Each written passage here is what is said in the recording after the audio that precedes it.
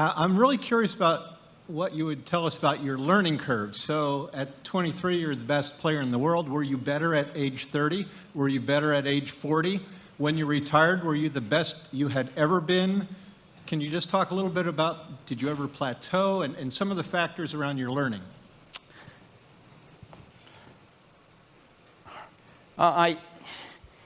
I'm always very cautious when I'm asked to compare players from different epochs. So let me start, with some general response.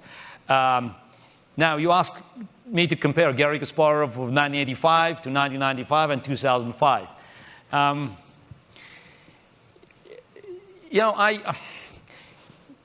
I played chess, and my professional chess career, could be divided in probably, just in some sections.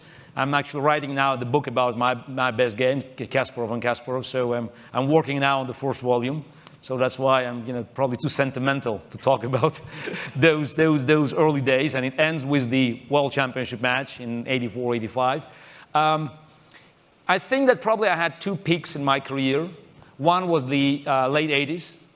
'89, when I broke Fischer's record, the rating, 27.85, which was, many people believed would be, staying for very long.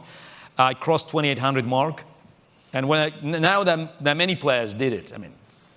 Right now I think there's 3 or 4. But at that time, when there were no players in 2,700 categories, so only Karpov, that was quite an accomplishment. And then it was probably inevitable downside in the career, because I was in early '90s. I had to face a younger generation, and that for me was the biggest challenge, because I succeeded in being ahead of the next generation. That's what probably never happened before, and that's what probably kept Fischer outside of chess, because he was not sure he could beat Karpov in 1975. And so the second peak was probably '99, 2000. Again, that was my ELO rating record, 28.51, which is still way above even the level of the best players. And then I lost the World Championship match, probably also inevitable, because whether you like it or not, but subconsciously you become complacent. So just.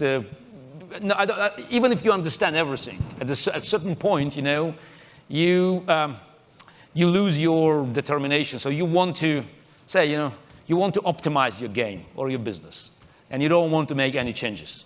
So, and again, if you don't disrupt your business, other people do. So, Udi, don't get complacent. No. And everybody, that's. I've learned that. Yeah, that's the problem. Now, it happens with everybody. Yeah. So. And then it was the last challenge for me after losing this match. And irony is, I haven't lost the match because I was going down.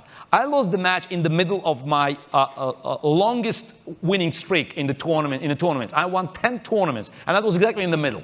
So after losing the match, I won a few more top tournaments, and then again, probably it's inevitable. Maybe just it's in the human nature.